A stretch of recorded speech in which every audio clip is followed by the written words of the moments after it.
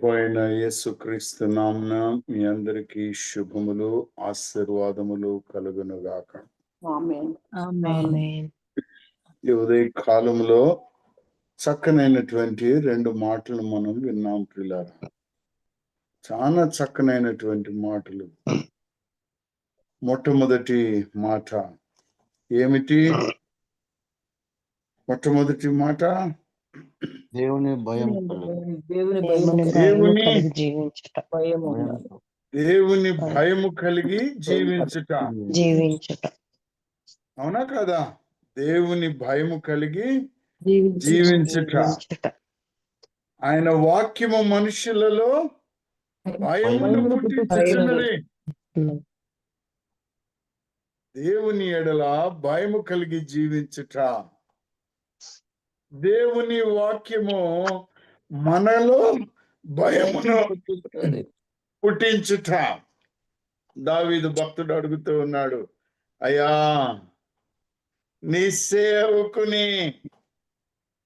నీ సేవకునికి దానిని స్థిరపరచుమయ్యా అంటూ ఉన్నాడు. దేనిని? భయాన్ని స్థిరపరచమంటున్నాడా మనసులో, లేకపోతే వాక్యాన్ని స్థిరపరచమంటున్నాడా? వాక్యాన్ని స్థిరపరచమంటూ ఉన్నాడు.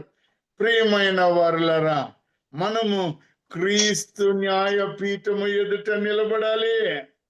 మనము క్రీస్తు న్యాయపీఠము ఎదుట నిలబడాలి. కనుక ఆయన 2వ కొరింథీయులకు రాసిన పత్రికలో 7వ వచనములో మనకిచ్చినంత ధన్యత, దేహమున్నంత వరకు దేవునికి దూరంగా ఉన్నామని, కానీ ఆయన తోడ్పాటు మనకున్నదని ఎరిగి ఎలా ఉండాలి? మనం ధైర్యం కలిగి ఉండాలి. ఈ ధైర్యం నీలో ఉండాలంటే మొదట వాక్యము కలిగించిన భయం నీలో ఉండాలి. మాట అర్థమవుతుందా మీకు? మొదట నువ్వు భయం కలిగి ఉన్నట్లయితే దేవుడు నీకు తోడ్పాటు, కాబట్టి నీవు ధైర్యం కలిగి ఉంటావు. ఆ ధైర్యం నీకు కావాలి అంటే నీకు దేవుని ఎడల భయభక్తులు ఉండాలి. నీలో ఆయన వాక్యము స్థిరమై ఉండాలి. పాపపు జోలికి పోకూడదు. అదే అందరితో సమాధానము, అదే పరిశుద్ధ జీవితము. ఎంత గొప్ప మాట అండి! అప్పుడిక భయం లేదు. ఎవరో ఒక భక్తుడు చక్కనైన పాట రాసుకుంటాడు, భయమేలా క్రైస్తవుండా, నీవిక అపజయమున జీవించనేలా. నిజమే. క్రీస్తు మనం కలిగి ఉన్నట్లయితే, క్రీస్తుని మనము కలిగి ఉన్నట్లయితే, క్రీస్తు మనలో ఉన్నట్లయితే, మనకు తోడై ఉన్నట్లయితే భయము లేదు, కేవలము ధైర్యము. నీకు ఆ ధైర్యం ఉందా? నీకు ఆ ధైర్యం ఉందా? ఉందండి. అయ్యా నీకు ఆ ధైర్యం ఉందా? నా దేవుడు ఉన్నాడని ఉందండి.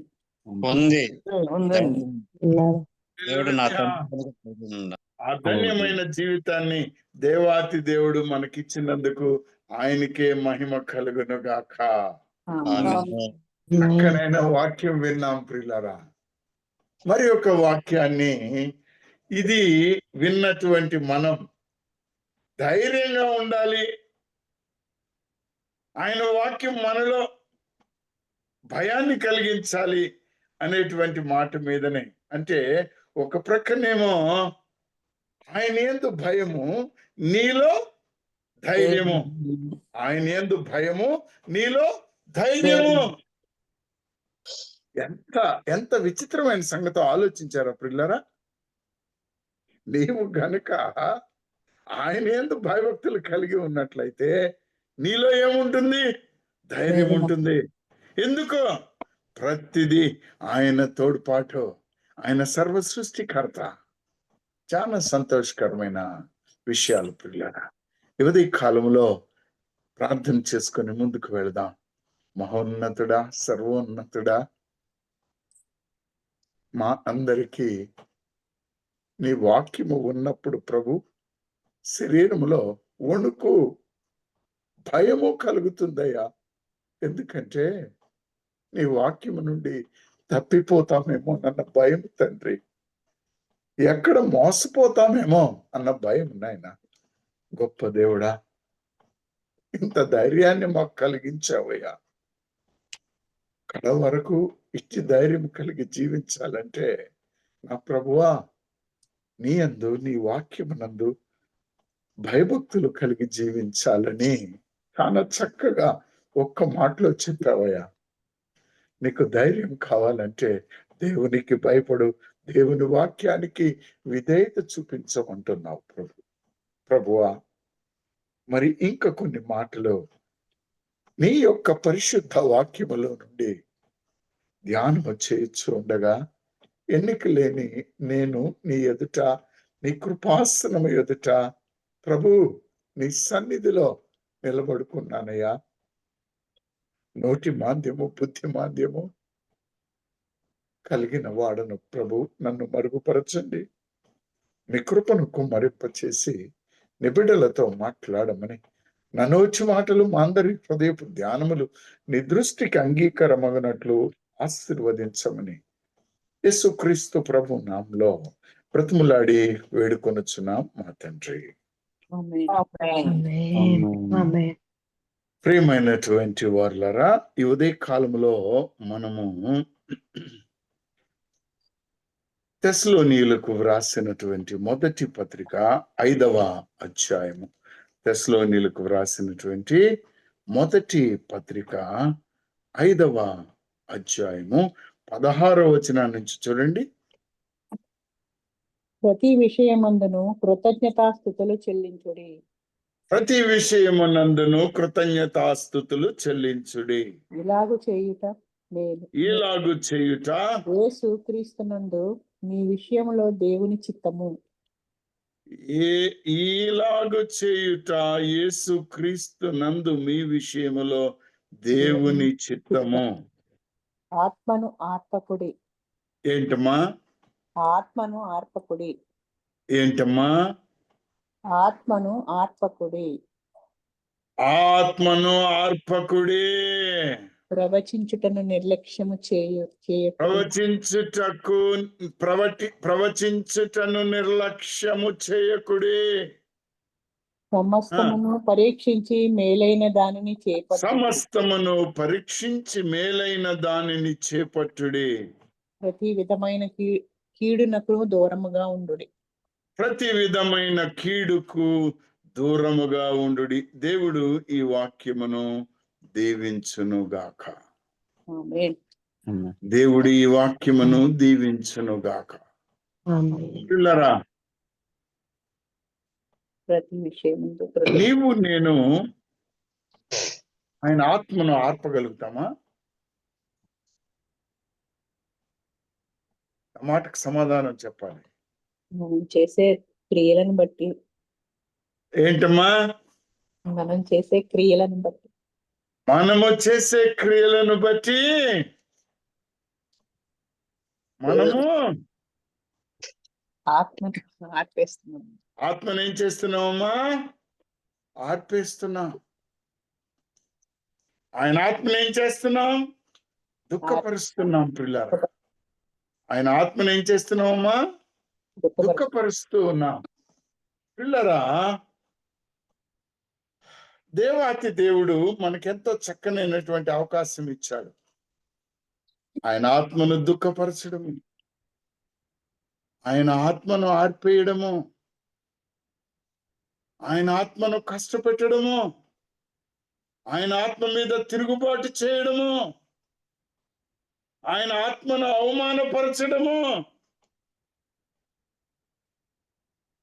ఇవి చేస్తూ ఉన్నాం. తిరుగుబాటు, నిర్లక్ష్యం, అశక్తత, ఐక్యత లేకపోవుట, ఇవి రోజు చేస్తూ ఉన్న వారున్నారు. కానీ ఈ సంఘములో ఎవరు లేరని నేను నమ్ముతూ ఉన్నాను. నాతో ఏకీభవించిన వారు ఒకసారి హల్లెలూయా చెప్పగలరా? హల్లెలూయా. హల్లెలూయా. వాళ్ళే దేవుని ఎడల భయభక్తులు కలిగిన వారు, భయము కలిగిన వారు, ధైర్యముగా ఉన్నవారు. హల్లెలూయా. హల్లెలూయా. ఆ మాట అర్థమైందా కాలేదా? అర్థమైంది. ఎవరైతే ఆయన ఆత్మను ఆర్పకుండా ఉంటారో, ఎవరైతే ఆయన ఆత్మను దుఃఖపరచకుండా ఉంటారో, ఎవరైతే ఆయన ఆత్మను అవమానపరచకుండా ఉంటారో, ఎవరైతే ఆయన ఆత్మ మీద తిరుగుబాటు చేయకుండా ఉంటారో, ఎవరైతే ఆయన ఆత్మను అవమానపరచకుండా ఉంటారో, వారే దేవుని యందు భయభక్తులు కలిగిన వారు. ఆమేన్.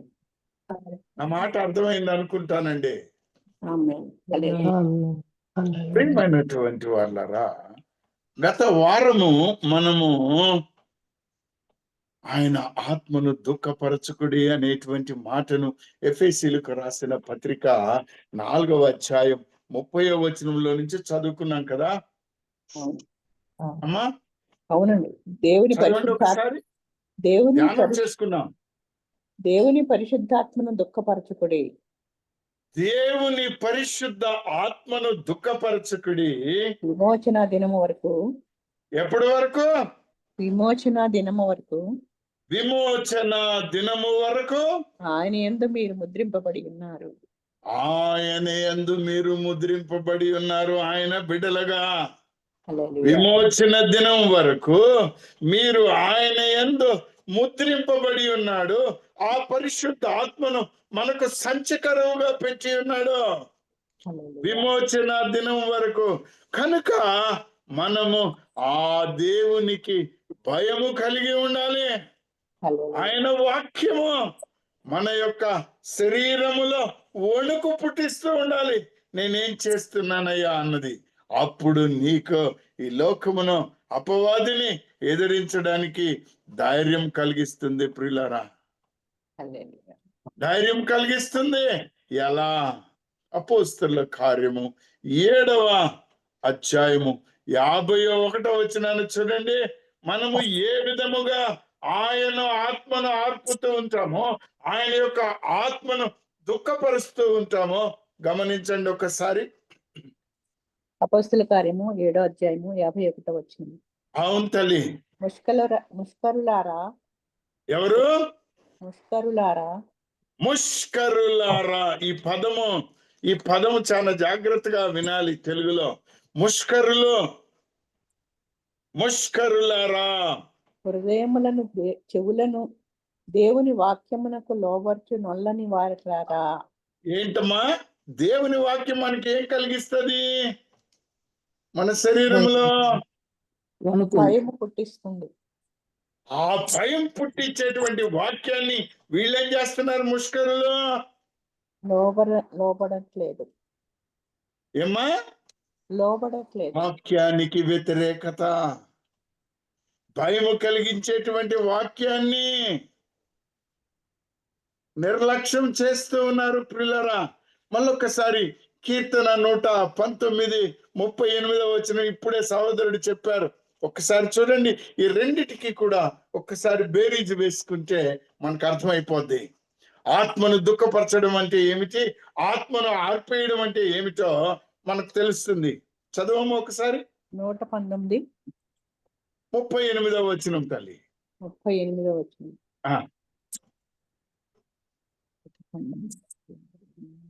నీవిచ్చిన వాక్యము మనుషులలో నీ భయమును పుట్టించుచున్నది. ఆపుదాం తల్లి. నీవిచ్చిన వాక్యము మనుష్యులలో నీ భయమును పుట్టించుచున్నది. ఎవరి భయము? దేవుని భయమును పుట్టిస్తూ ఉంది.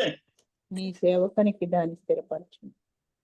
నీ సేవకునికి దానిని స్థిరపరచు. ఎవరంటున్నారు ఈ మాట? దావీదు గారు అడుక్కుంటున్నాడు. కానీ ఇక్కడ చూడండి, అపోస్తలుల కార్యము 7వ అధ్యాయము 51వ వచనంలో ఏమవుతుంది చూడండి. ఈ వాక్యాన్ని గురించి ఏమంటున్నారు? ముష్కరులారా. ఒక ఆయనేమో, అయ్యా నీ సేవకునికి నీ వాక్యాన్ని, నీ ఎడల భయము కలిగించేటువంటి ఆ వాక్యాన్ని స్థిరపరచు ప్రభు అని అడుగుతున్నారు. స్థిరపరచయ్యని ప్రార్థన చేస్తున్నాడు. కానీ ఇక్కడ ఏం చేస్తున్నారు చూడండి. ముష్కరులారా ఆ, హృదయములను చెవులను దేవుని వాక్యమునకు లోపరచనొల్లని వారిలారా, హల్లెలూయా. లోబరచనొల్లని వారులారా, మీ పితరుల వలె మీరును ఎల్లప్పుడూ పరిశుద్ధాత్మను ఎదురించుతున్నారు. మీ పితరుల వలె ఎల్లప్పుడూ పరిశుద్ధాత్మను ఎదిరించుచున్నారు. ఎదిరించుచున్నారు. Resisting the Holy Spirit, rebellion against the Holy Spirit. That's what the grieving of the Holy Spirit. That's what quenching of the Holy Spirit. ఈ ఉదయ కాలములో do not quench the Spirit. ఆత్మను ఆర్పకుడి, ఆత్మను ఆర్పకుడి. పిల్లరా, నేను మొట్టమొదట్లో ఒక మాట మీతో చెప్పాను. నేను ఆత్మను ఆర్పడం అనేది ఉంటుందా? నువ్వు చేయగలవా? ఆత్మను ఆర్పగలవా అంటే చక్కనైన సమాధానం చెప్పారు. తిరుగుబాటు చేయడం, దానికి అవిధేయత చూపడం, అదే నీలో ఉన్నటువంటి ఆత్మను నువ్వు దూరం చేసుకుంటున్నావు. చీకట్లోకి వెళ్ళిపోతున్నావు. నీవు గాఢాంధకారపు చీకట్లోకి వెళ్ళిపోతూ ఉన్నావు. అవిధేయత చూపిస్తున్నావు. పిల్లరా, అవిధేయత చూపిస్తూ ఉన్నావు.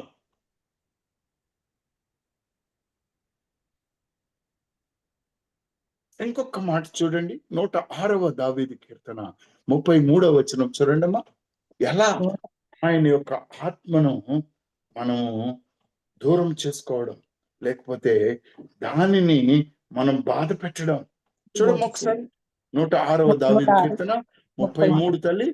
ఎట్లనగా వారు 33 ఎట్లనగా వారు అతని ఆత్మ మీద తిరుగుబాటు చేయగా అతడు తన పెదవులతో కాని మాట పలికెను.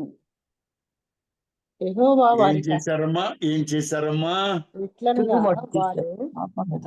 అతని ఆత్మ మీద తిరుగుబాటు చేయగా ఆత్మ మీద తిరుగుబాటు, వారి పెదవులలో సత్యము కాకుండా కాని మాట పలికెను. కాని మాట పలకడము. పిల్లరా, ఈ నాలుక చాలా కష్టమైందండి. ఈ నాలుకతోటి చాలా ప్రమాదం అండి. ఈ నాలుక ఆయన్ని స్తుతిస్తుంది, ఈ లోకంలోనే ఇంకొకరిని ద్వేషిస్తూ ఉంటుంది. ద్వేషము, స్తుతి కలిసి ఉండగలుగుతాయా? కలవు. నిప్పు నీరు కలిసి ఉంటాయా? కలవు. కలిసి ఉంటాయా? కలిసి కలవు ప్రియులారా, కలగవు. ఆయన మీద తిరుగుబాటు, ఆయన మాటను వినకపోవడము. చూడండి, యెషయా గ్రంథము 63వ అధ్యాయం 10వ వచనం చూడండి అమ్మా. యెషయా గ్రంథము 63వ అధ్యాయము 10వ వచనం. 10వ వచనం. అయినను వారు తిరుగుబాటు చేసి ఆయన పరిశుద్ధాత్మను దుఃఖింప చేయగా ఆయన వారికి విరోధి ఆయను. ఆయన ఏమైపోతాడు నీకు? తానే వారితో ఆయన ఏమవుతాడు నీకు? విరోధి. విరోధి. నీకు రక్షకునిగా ఉండడానికి బదులుగా నువ్వేం చేసుకుంటున్నావు? విరోధం చేసుకుంటున్నావు. అది అవసరమా మనకు? లేదు. లేదు. ఏమ్మా, అది అవసరమా మనకు? లేదు. ప్రియమైనటువంటి వారులారా, ఆయన మన కొరకు తన ప్రియ కుమారుని పెట్టాడు. మనల్ని ఎంత ప్రేమించాడో తెలుసా ప్రియులారా? ఆయన మనల్ని ఎంత ప్రేమించాడో తెలుసా? ఆ ప్రేమను గురించి చెప్పాలంటే సమయం చాలదండి, సమయము చాలదు. పిల్లరా, ఈ ఉదయ కాలంలో మోకరించి, ప్రభువా, నీ ఆత్మను ఆర్పేస్తున్నారు కదయ్యా వీళ్ళందరూ, క్రైస్తవులు అని చెప్పుకుంటున్నారు, నీ ఆత్మను ఆర్పేస్తున్నారు. మరి ఈజీయా నీ ఆత్మను ఆర్పడము? కాదు. నీ ఆత్మను ఆర్పడము అంత ఈజీయా? కాదు. ఇదేమన్నా క్యాండిలా అంటే ఆరిపోవడానికి? కాదు. ఏంటి ప్రభువా అని నేను మోకాళ్ళ మీద కనిపెడుతూ ఉంటే ఆయన యొక్క ప్రేమ, ఆయన యొక్క ఆత్మశక్తిని గురించి ఒక వాక్యాన్ని ఇచ్చాడండి. ఆ వాక్యం చదివిన తర్వాత నా మతి పోయింది. నా మతి పూర్తిగా పోయింది ప్రియులరా. పరమగీతము 8వ అధ్యాయము 7వ వచనం చూడండి ఒకసారి. పరమగీతము 8వ అధ్యాయము 7వ వచనం, ఒక్క వచనమే. అగాధ సముద్ర జలము ప్రేమను అగాధ ఆర్పజాలదు. సముద్ర జలము ప్రేమను ఆర్పజాలదు. దేన్ని? ప్రేమను, ఎవరి ప్రేమను? దేవుని ప్రేమ. ఆ ప్రేమ మన మీద ఆయన అగాధ జలములో ఆర్పలేని ప్రేమ కాబట్టి ఈ రోజు దాకా బ్రతుకున్నామండి మనం. హల్లెలూయా. ఈ రోజు దాకా బ్రతుకున్నాము అగాధ జలములో. పిల్లరా, నేను అనుకున్నాను అగాధ జలం అంటే కొద్దిగానే ఉంటాయేమో అనుకున్నా. మీలో ఎవరైనా ఇప్పటికి కూడా ఊర్లలో నిప్పులు పొయ్యి పెట్టి చేసేవాళ్ళని చూసారమ్మా? నిప్పులు పొయ్యి ఎవరన్నా వాడుతుంటారా? చూసామండి. మాట్లాడట్లేదు ఎవరు. చూసామండి. చూసామండి. ఆ నిప్పులు ఆర్పడానికి ఎన్ని నీళ్లు కావాలండి? కొంచెం కొంచెం నీళ్ళు అవుతే చాలు. కొంచెం కొద్దిగా నీళ్ళు కావాలి. ఇట్లా తీసుకొని ఇట్లా చల్లితే ఆరిపోతుంది. తుస్సుమంట. అవునా కాదా? అవును. ఎవరన్నా నీళ్లు పోస్తారా చెంబు నిండా? లేదు. పోయిరు కదా. వేరు. ఊర్లు ఇట్లా తీసుకొని చల్లుతారు. ప్రియమైనటువంటి వర్లరా, ఆయన యొక్క ప్రేమ అగాధ జలము ఆర్పలేదు. అగాధ జలము. ఇంకా చూడండి, నదీ ప్రవాహములు దానిని ముంచివేయ జాలవు. నదీ ప్రవాహములు దానిని ముంచి వేయలేవు. నదులు ప్రవహిస్తూ ఉంటాయి, జీవ నదులు. నీటి కొదువు ఉంటదా? ఉండదు. ఆ నీళ్లు కూడా ఆయన ప్రేమను ఆపలేవు. అందుకే ఇలా ఉన్నామండి మనం. ఆయన ప్రేమను ఆపలేవు, ఆర్పలేవు, ముంచేయలేవు. అందుకే సర్వ సృష్టికర్త అయిన దేవుడు మనకు పరిశుద్ధాత్మను సంచకరువుగా ఇచ్చాడండి. మనకు తోడ్పాటుగా ఇచ్చాడు. కానీ మొదట దేవుని ఎడల నీలో భయం ఉండాలి. ఆ భయం నీకున్నట్లయితే ధైర్యం నీకు వస్తుంది. భయము, ధైర్యము అది దేహమున్నంత వరకు దేవునికి దూరంగా ఉన్నానని నీవు ఎరిగి భయపడుతూ ఉండాలి. నేనేం చేస్తున్నాను? నేను ఆయన ఎదుట, న్యాయపీఠం ఎదుట నిలబడాలి. సమయం వచ్చేస్తుంది, ఎదురుగా ఉంది, చూస్తున్నాను, దగ్గరకు వచ్చింది అన్న సత్యాన్ని నీవు ఎరగాలి ప్రియులారా. అప్పుడు నీవు ఆత్మను ఆర్పలేవు. అప్పుడు నీవు ఆత్మను ఆర్పలేవు. అందుకే చక్కగా ఒక మాట చెప్తాడు. ఎఫెసీయులకు రాసిన పత్రిక 4వ అధ్యాయము 1 నుంచి 3 దాకా చదవండి అమ్మా. ఎఫెసీ 4:1 నుంచి 3వ వచనం దాకా చదువుతాడు.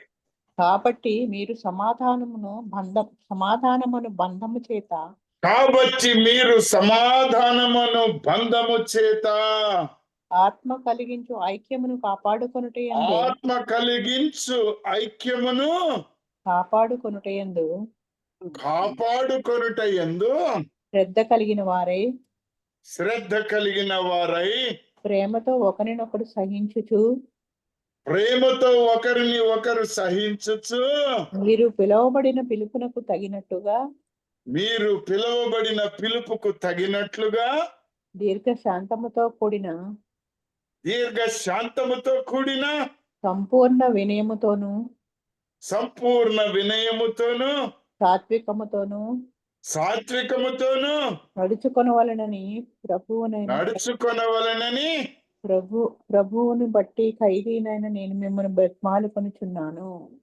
ఖైదీనైన నేను ప్రభువును బట్టి మిమ్మల్ని కుంటున్నాను అంటున్నాడు. ఎవరు? పౌలు భక్తుడు రాస్తూ, పౌలు భక్తుడు సంఘానికి రాస్తూ ఈ మాట చెబుతూ ఉన్నాడండి. అయ్యా జాగ్రత్తగా ఉండండి, అయ్యా జాగ్రత్తగా ఉండండి అనేటువంటి మాటను అడుగుతూ ఉన్నాడు. ప్రియమైన వారులారా, ఏమిటి నీవు నేను ఈ పరిశుద్ధ ఆత్మను గురించి ఇన్ని మాటలు? ఆయన ఆత్మ మీద తిరగబడడం, ఆయన ఆత్మను దుఃఖపరచడం, ఆయన ఆత్మను ఆర్పివేయడం, ఆయన ఆత్మను అవమానపరచడం ఏమిటి ఇది? ఎందుకు జరుగుతూ ఉంది? అగాధ జలములో, నదీ జలములో ఆయన ప్రేమను ఆర్పలేవు. మరి నీవు నేను ఆయన ఆత్మను ఎలా ఆర్పుతున్నా? ఏమిటి? ఎందుకు అవమానపరుస్తున్నా? హెబ్రీయులకు రాసిన పత్రిక 10వ అధ్యాయం 29వ వచనం చూడండి. ఈ అవమానం గురించి ఉంటుంది. 10వ అధ్యాయం 29వ వచనం. 29వ వచనం.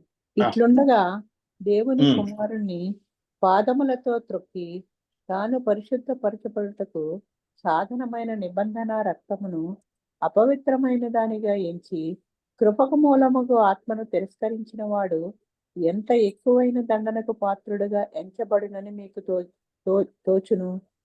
హల్లెలూయా. మళ్ళొక్కసారి చదువు తల్లి. ఇట్లుండగా దేవుని కుమారుని పాదములతో త్రొక్కి. ఎవరిని తొక్కుతున్నావు? దేవుని కుమారుని పాదములతో తొక్కి తాను పరిశుద్ధపరచబడుటకు సాధనమైన నిబంధన రక్తమును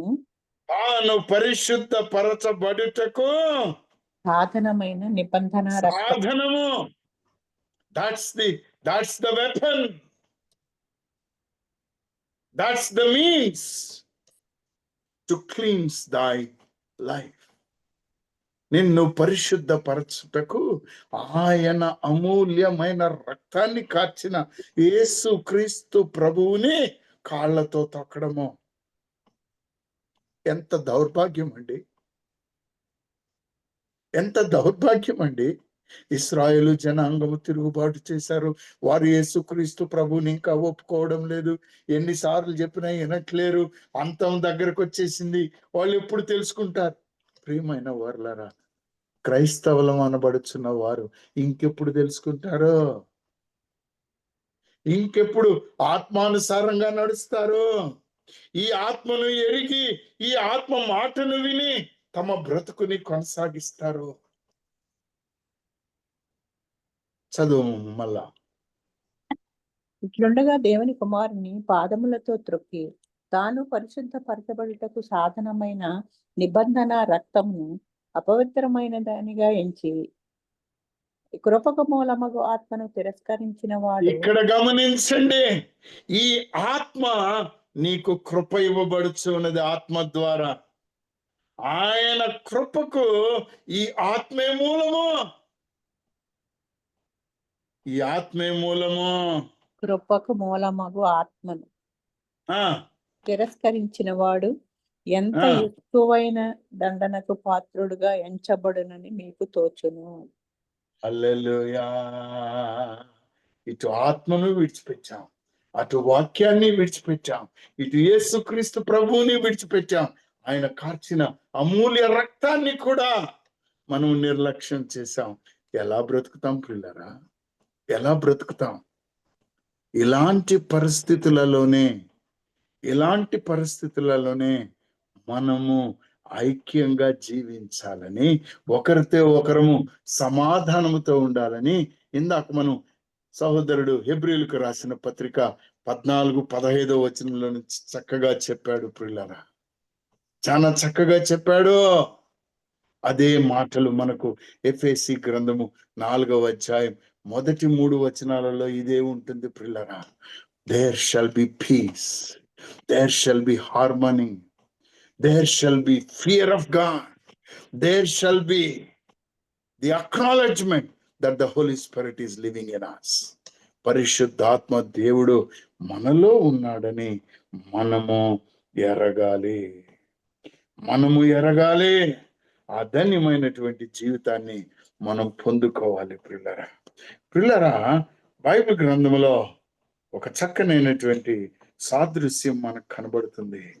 మీరు ఎవరైనా ఎప్పుడైనా విన్నారో లేదో, ఒక అయ్యగారు, ఒక రాజు గారు ఉన్నారు. మొట్టమొదటి రాజు ఈయన ఇశ్రాయేలు జనాంగానికి. ఎవరైనా? సౌలు రాజు. అయ్యా, సౌలు. పాత నిబంధనలో పరిశుద్ధాత్మ అభిషేకం ఇలా వచ్చేది. కార్యం అయిపోయిన తర్వాత వెళ్ళిపోయేది. ఏమ్మా? కార్యం అయిపోయిన తర్వాత వెళ్ళిపోయేది. కానీ నూతన నిబంధనలో ఆ పరిశుద్ధాత్మ నీలో ఉంటుంది, నీలో నివాసం ఉంటుంది, నీ హృదయాన్ని ఆలయంగా చేసుకున్నది. పిల్లరా, ఇక్కడ తేడా గమనించారా లేదా? అవును. చూడండి, కావాలంటే మరొకసారి మొదటి సమూయేలు గ్రంథము 16వ అధ్యాయము 14వ వచనాన్ని చూడండి. అప్పుడు పరిశుద్ధాత్మ ఏమైంది? ఈయన తప్పులు చేసిన తర్వాత, సౌలు గారు తన ఇష్టానుసారంగా చేసిన తర్వాత, ఏదో కారణాలు, కుంటి సాకులు అంటారు చూడు, ఇవి చెప్పిన తర్వాత పరిశుద్ధాత్మ ఏమైంది చూడండి ఒకసారి. మొదటి సమూయేలు గ్రంథం 16వ అధ్యాయం 14వ వచనం. తల్లి, యెహోవా ఆత్మ సౌలును విడిచిపోయి. ఏమ్మా? యెహోవా ఆత్మ సౌలును విడిచిపోయి యెహోవా యొద్ద నుండి దురాత్మ ఒకటి వచ్చి. ఇక్కడ నుంచి పరిశుద్ధాత్మ వెళ్ళిపోయింది. ఏమొచ్చింది ఆయనలోకి? దురాత్మ ఒకటి వచ్చింది. అతన్ని అమ్మ, చాలు తల్లి. నా యొక్క పదం, ఆత్మను దుఃఖపరిస్తే పాత నిబంధనలో కేవలం అది వెళ్ళిపోయేది. పాత నిబంధనలో ఆత్మను దుఃఖపరిస్తే, ఆత్మను ఆర్పడానికి ప్రయత్నం చేస్తే అది వెళ్ళిపోయేది. కానీ ఇప్పుడు నీలో నివాసం ఉంటుంది.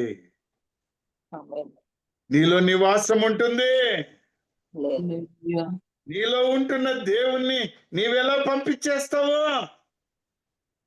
హెబ్రీయులకు రాసిన పత్రిక 12వ అధ్యాయం 14-17 వచనం చూడండి. హెబ్రీయులకు రాసిన పత్రిక 12వ అధ్యాయము 14-17. అందరితో సమాధానమగు పరిశుద్ధతయు కలిగి ఇండుటకు ప్రయత్నించుడి. పరిశుద్ధత లేకుండా ఎవడును ప్రభువును చూడడు. మీలో ఎవడైనను దేవుని కృపను పొందకుండా తప్పిపోవునేమో అనియు, చేదైన వేరు ఏదైనను మొలచి కలవరపరచుట వలన అనేకులు అపవిత్రులైపోవుదురేమో అనియు, ఒక పూట కూటి కొరకు తన జ్యేష్ఠత్వపు హక్కును అమ్మివేసిన ఏసావు వంటి భ్రష్టుడైన వ్యభిచారి అయినను ఉండునేమో అనియు జాగ్రత్తగా చూచుకొనుడి. హల్లెలూయా. జాగ్రత్తగా చూసుకో. నీ జీవితం ఎలా ఉందో? ఆయన నీ హృదయాన్ని తన ఆలయంగా చేసుకున్నాడు. ప్రియులరా, నీ హృదయ కాఠిన్యం ఉండడానికి లేదు, పరిశుద్ధాత్మను ఎదిరించడానికి లేదు. ఆయన నీతో విసిగిపోయాడని నువ్వు అనుకుంటున్నావేమో. ఆయన ప్రేమ ఎడతెగని ప్రేమ. ఆయన ప్రేమ నిన్ను పిలుస్తున్న ప్రేమ. జాగ్రత్త ప్రియమైనటువంటి వారులారా, పాపాలు చేసి ఇంకా ఆయనను ఎదిరిస్తున్నావా?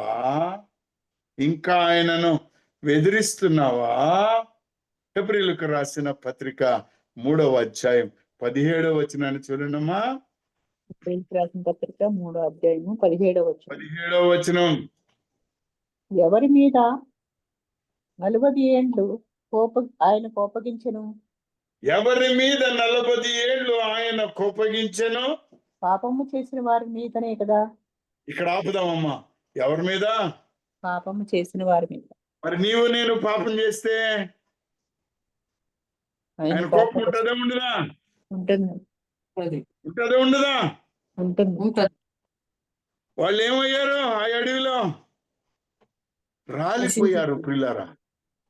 రాలిపోయారు. వారి శవములు అరణ్యంలో రాలిపోయింది. వారి శవములు అరణ్యములో రాలిపోయాను. నీవు నేను రాలిపోదామా? లేదు, నీవు నేను రాలిపోదామా? లేదండి. మనము జీవించడానికి పిలిచాడు పిల్లరా ఆయన.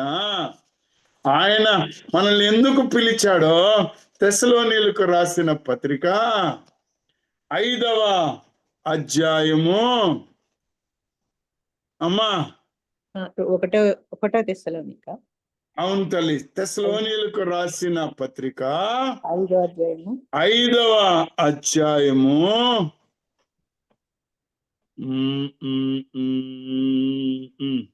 5వ వచనం చదవండి తల్లి. 5వ వచనం. మీరందరూ మీరందరూ వెలుగు సంబంధులను పగటి సంబంధులునై ఉన్నారు. ఎవరు? మనము ఏమై ఉన్నాము? వెలుగు సంబంధులము, పగటి పగటి సంబంధులమై ఉన్నాము. మనము రాత్రి వారము కాము, మనము రాత్రి వారము కాము, చీకటి వారము కాము. చీకటి వారము కాము.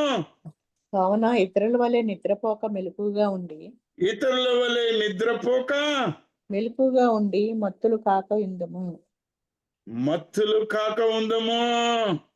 నిద్రపోవారు రాత్రి వేళ నిద్రపోదురు, ఆ మత్తుగా ఉండువారు రాత్రి వేళ మత్తుగా ఉందరు. మనము పగటి వారమై ఉన్నాము కనుక మత్తులమై ఉండక విశ్వాస ప్రేమలను 9వ వచనం చదువు తల్లి. సమయం లేదు కాబట్టి. ఆయన మనలను ఎందుకు ఏర్పరచుకున్నాడో చూడండి. ఎందుకనగా మన ప్రభువైన యేసుక్రీస్తు ద్వారా రక్షణ పొందుటకే దేవుడు మనలను నియమించెను గాని ఉగ్రత పాలగుటకు నియమించలేదు. ఆమేన్, ఆమేన్. 11వ వచనంలో చూడండి. కాబట్టి మీరిప్పుడు చేయుచున్నట్టుగానే ఒకరినొకడు ఆదరించి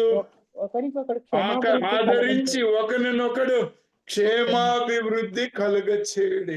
ఆమేన్. ప్రియమైన వారులారా, ఈ 5వ అధ్యాయాన్ని గనుక మొదటి నుంచి మనము గమనించినట్లయితే మొట్టమొదట క్షేమాభివృద్ధి కలుగ చేయాలా. తప్పు చేస్తున్న వారికి బుద్ధి చెప్పాలి. సమాధానంగా మనము జీవించాలి. అక్రమము చేయు వారికి బుద్ధి చెప్పాలి. దుఃఖంలో ఉన్న వారిని ధైర్యపరచాలి. వారికి చేయూతనియాలి. దీర్ఘశాంతము కలిగి ఉండాలి. మేలును అనుసరించాలి. ఎల్లప్పుడూ సంతోషంగా ఉండాలి. ఎడతెగని ప్రార్థన చేయాలి. ప్రియులారా, సమయాతీతం అవుతుంది కనుక నేను మీకు త్వరగా చెప్తున్నాను. ఇంటికి వెళ్ళిన తర్వాత తెస్సలోనీయులకు రాసిన పత్రిక 5వ అధ్యాయం మొదటి నుండి చివరి దాకా చదవండి. ఈ దేవాతి దేవుడు నీవు గనుక ప్రార్థన చేసినట్లయితే నిన్ను పరిశుద్ధపరచడానికి సిద్ధంగా ఉన్నాడు. ఆమేన్. 5వ అధ్యాయం 23వ వచనం చూడండి అమ్మా. సమాధానకర్తయగు దేవుడే మిమ్మును సంపూర్ణముగా పరిశుద్ధపరచునుగాక. మీ ఆత్మయు జీవమును శరీరమును మన ప్రభువైన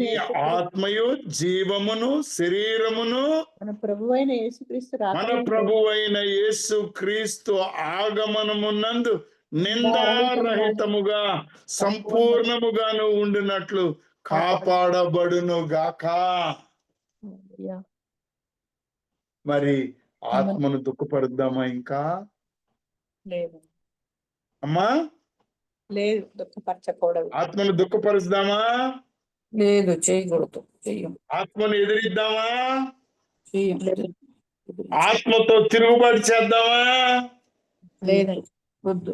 మన సొంత పనులు, సొంత ఆలోచనతో బ్రతుకుదామా? లేదండి. ప్రియమైనటువంటి వారలారా, రోమీలకు రాసిన పత్రిక 15వ అధ్యాయం 13వ వచనం చూడండి. రోమేలుకి రాసిన పత్రిక 15వ అధ్యాయము 13వ 13వ వచనం. కాగా మీరు పరిశుద్ధాత్మ శక్తి పొంది విస్తారముగా నిరీక్షణ కలవారవుటకు నిరీక్షణకర్తయగు దేవుడు విశ్వాసము ద్వారా సమస్త ఆనందముతోనూ సమాధానముతోనూ మిమ్మను నింపునుగాక. ఆమేన్. పరిశుద్ధాత్మ సమస్త ఆనందముతో మిమ్మల్ని నింపును గాక. కాగా నా సహోదరులారా, మీరు కేవలము మంచివారును సమస్త జ్ఞాన సంపూర్ణులను ఒకరి ఒకరు బుద్ధి చెప్పు సమర్థులనై ఉన్నారని నా మట్టుకు నేను మిమ్మల్ని గూర్చి రూఢిగా నమ్ముచున్నాను. హల్లెలూయా. ఎంత చక్కనైనటువంటి స్టేట్మెంట్ చూడండి, ఎంత చక్కనైనటువంటి మాట. మీరు రూఢిగా ఉన్నారని నమ్ముతూ ఉన్నాడు. కొలసీలకు రాసిన పత్రిక 1వ అధ్యాయం 11వ వచనాన్ని చూడండి. కొలస్సీలకు రాసిన పత్రిక 1వ అధ్యాయము 11వ వచనం. 11వ వచనం. ఆ. మీరు మీరు మీరు సంపూర్ణ జ్ఞానమును ఆత్మ సంబంధమైన వివేకమును గలవారును ఆయన చిత్తము పూర్ణముగా గ్రహించిన వారునై ప్రతి సత్కార్యములోను సఫలం అగుచు దేవుని విషయమైన జ్ఞానమందు అభివృద్ధి పొందుచు అన్ని విషయములలో ప్రభువును సంతోషపెట్టునట్లు ఆయనకు తగినట్టుగా నడుచుకొనవలెననియు ఆనందంతో కూడిన పూర్ణమైన ఓర్పును దీర్ఘశాంతమును కనపర్చినట్లును ఆయన మహిమ శక్తిని బట్టి సంపూర్ణ బలముతో 29వ వచనం చూడండి. 29వ వచనం. అందు నిమిత్తము నాలో బలహీనముగా కార్యసిద్ధి కలగజేయు ఆయన క్రియాశక్తిని బట్టి నేను పోరాడుతూ ప్రయాసపడుచున్నాను. హల్లెలూయా. హల్లెలూయా. 2వ తెస్సలోనీయులకు రాసిన పత్రిక 1వ అధ్యాయం 11వ వచనం చూడండి. 1వ అధ్యాయం 11వ వచనం అండి. అవును తల్లి. రెండవ తెస్సలోనిక 1వ అధ్యాయం 11వ వచనం. ఓకే. ఎందుకు ఈ మాటలు చెప్తూ?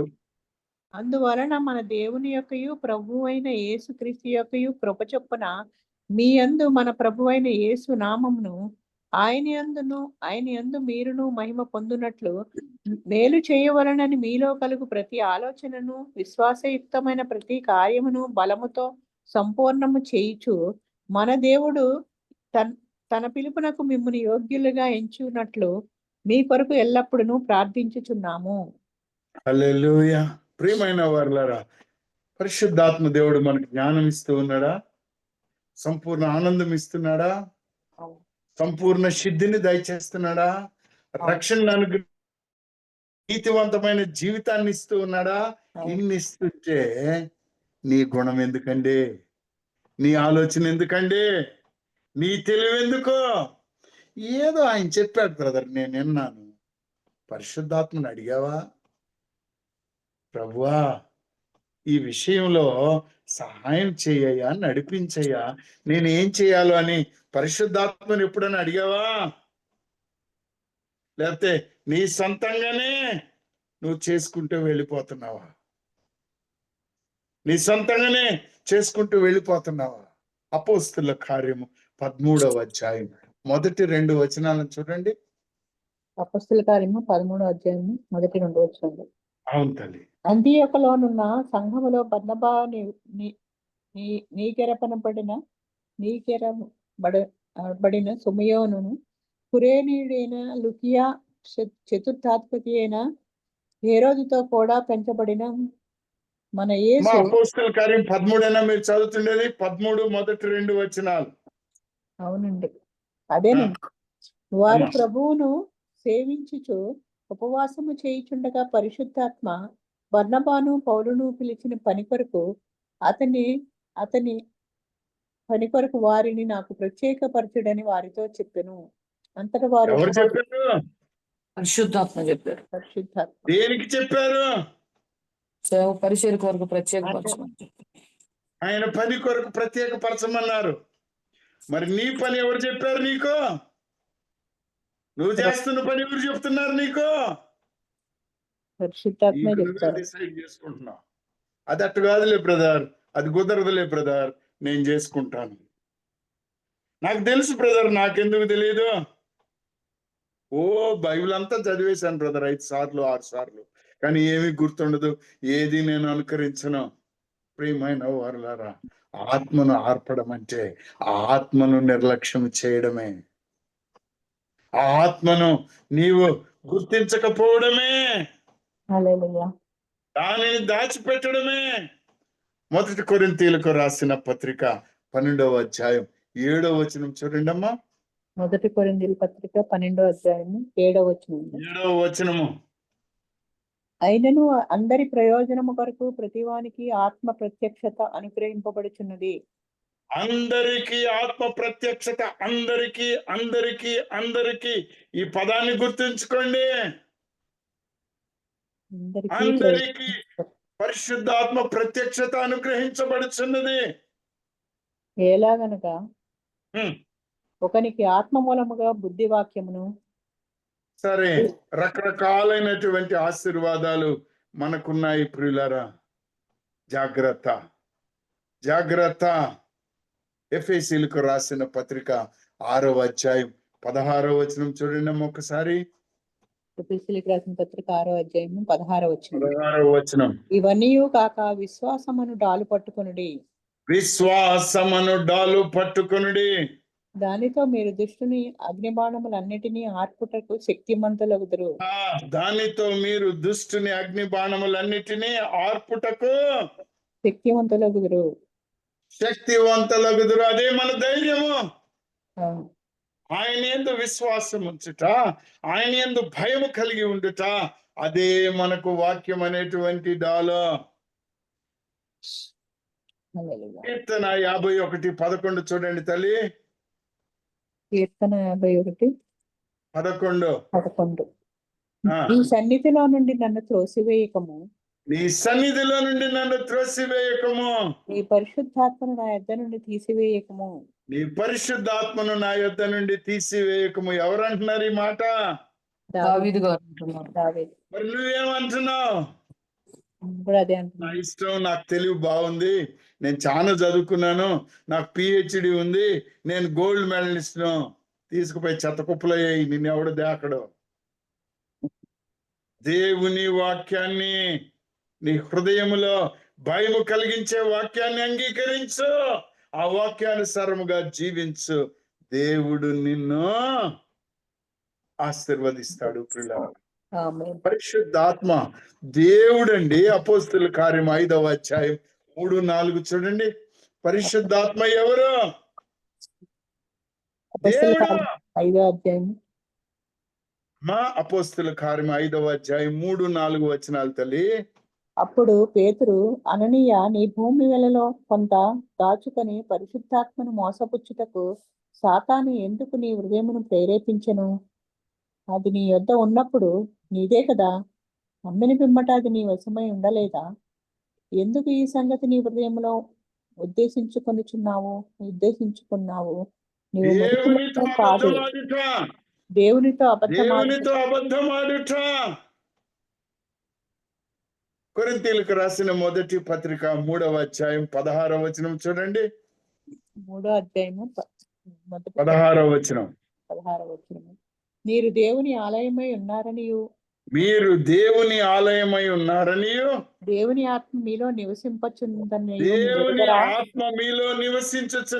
దేవుని ఆలయం, ఈ ఆలయంలో ఉండేది ఎవరు? దేవుడు. ఆ దేవుడు ఎవరు? పరిశుద్ధాత్మ. ఆ పరిశుద్ధాత్మతో నీవు ఆటలాడుకోవచ్చా? అనేకమైన విషయాలు ఇంకా చూడొచ్చు. 139వ దావీదు కీర్తన 7-8, మత్తయి 28:19-20, 1 కొరింథీ 6:19-20 మీరు చదివితే దేవుని ఆత్మే మనలో నివాసం ఉంటున్నాడు. అంటే దేవుడే ఉంటున్నాడు. త్రిత్వమై ఏకత్వమును ఉన్నటువంటి దేవుడు. ప్రియమైన వారలారా, 2వ తిమోతి పత్రిక 1వ అధ్యాయం 14వ వచనాన్ని చూడండి. 2వ తిమోతి ఒకటో అధ్యాయము 14వ వచనము. నీకు అప్పగింపబడిన ఆ మంచి పదార్థమును మనలో నివసించు నీకు అప్పగించబడిన ఆ మంచి పదార్థమును, ఈ మనలో వాక్యమును మనలో నివసించు పరిశుద్ధాత్మను కాపాడను. మనలో నివసించు పరిశుద్ధాత్మ కాపాడము కాపాడుకుని కాపాడు. ప్రియమైన వారులారా, ఆత్మ కలిగించేటువంటి ఐక్యాన్ని, సహోదరుల ప్రేమలో మనకున్న బాధ్యతను గుర్తెరిగి ఆయన ఆత్మను దుఃఖపరచవద్దు, ఆనందపరచండి. ఆయన ఆత్మను తిరుగుబాటు చేయొద్దు, విధేయత చూపించండి. తిరుగుబాటు వద్దు, ఆయనను అనుకరించండి.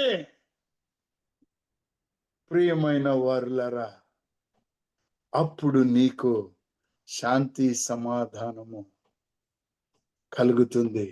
సమాధానకర్త అయిన యేసు క్రీస్తు ప్రభు నీలో ఉంటాడు, నిన్ను ఆశీర్వదిస్తాడు. మన దేవుడు అందరితో సమాధానము కలిగి ఉండాలి, పరిశుద్ధత కలిగి ఉండాలి. అదే హెబ్రీలకు రాసిన పత్రికలో 14:15 ఈ ఉదయ కాలంలో సహోదరుడు సుందర్రావు గారు చక్కగా చెప్పాడు. కాబట్టి ఆయన ఆత్మను ఆర్పకుడి. నువ్వు నేను ఆర్పలేం.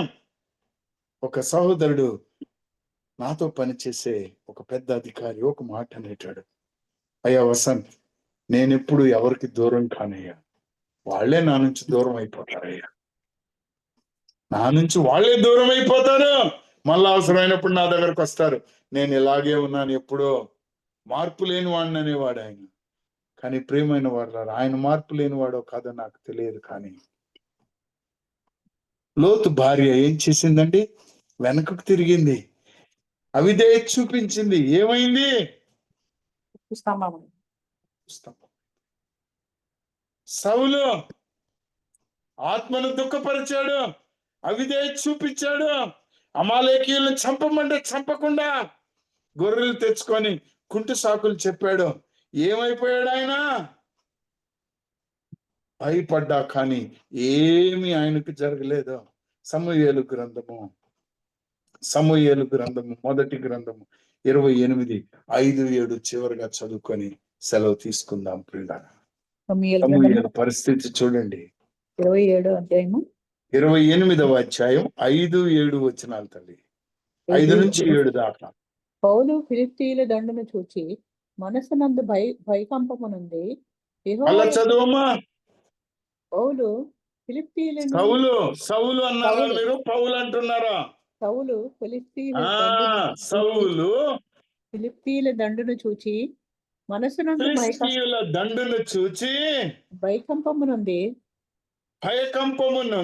యెహోవా యొద్ద విచారణ చేయగా యెహోవా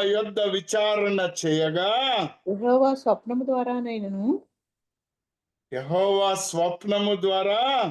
ద్వారానైనను ఊరీము ద్వారానైనను ప్రవక్తల ద్వారానైనను ఏమియు సెలవీయకుండెను. ఎందుకు? అప్పుడు సౌలు, చాలు తల్లి, ఎందుకు చేయలేదు? అయ్యగారు ఆత్మను దుఃఖపరిచాడు, కర్ణపిశాచం దగ్గరికి వెళ్ళారు, ఆత్మను అర్పేశాడు. ఎప్పుడైతే నీవు భయం కలిగిందో నీవు దేవునికి భయపడడం లేదు. ఎప్పుడైతే నీవు భయభ్రాంతులై వణుకు పుడుతూ ఉందో నీలో, నీకు దేవుని భయం లేదో. దేవుని భయము నీలో ఉన్నట్లయితే, ఆయన వాక్యము నీలో ఉన్నట్లయితే నీవు ధైర్యవంతుడివి. ప్రియమైనటువంటి వారులారా, ఎన్నో విషయాలు పరిశుద్ధ ఆత్మను గురించి విన్నాం మనం. నీకు ఈ పరిశుద్ధ ఆత్మ ఇవ్వబడి ఉందని నమ్ముతున్నావా? అవును, నమ్ముతున్నాను. గట్టిగా ఒక్కరే చెప్పారా? నమ్ముచున్నారా? మరి ఈ ఆత్మతో నువ్వు ఎలా ఉన్నావు? సంతోషంగా ఆనందంగా ఉన్నావా? రోజు ముచ్చటిస్తున్నావా? రోజు మాట్లాడుతున్నావా? మోకాళ్ళ మీద ఆయనతో ధ్యానం చేస్తున్నావా? నా ప్రశ్న అర్థమైంది అనుకుంటాను. చేస్తున్నామండి. ఆయన దారిలో ఆయన ఉంటాడు లేని సార్, మనకెందుకు అని అంటారా? నెహెమ్యా 9:30 చూస్తే వారు వినకపోయిరి అని అంటారు. వాళ్ళని జనాలకు అప్పగించేశారు. మాట నువ్వు నేను వినకపోతే నెహెమ్యా 9:30 ఉన్నట్టుగా మనం జనాలకు అప్పగించబడతాం, లోకంలో అప్పగించబడతాం, అవమానాలు పాలైపోతాం, భయభ్రాంతులం అయిపోతాం. అదే సౌలుకు జరిగింది. తన యొక్క రాజ్యాధికారాన్ని పోగొట్టుకున్నాడు.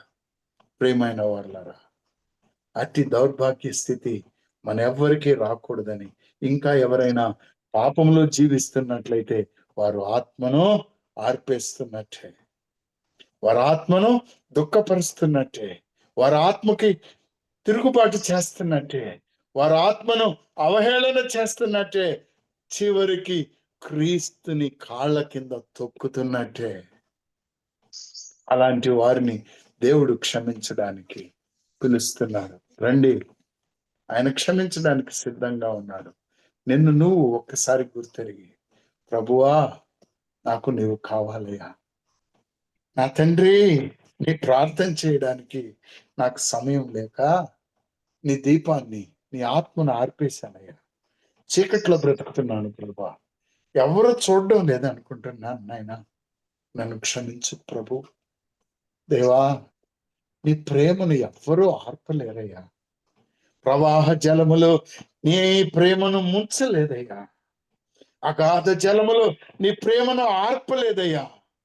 అయ్యా, నీ ప్రియ కుమారుడినే నాకు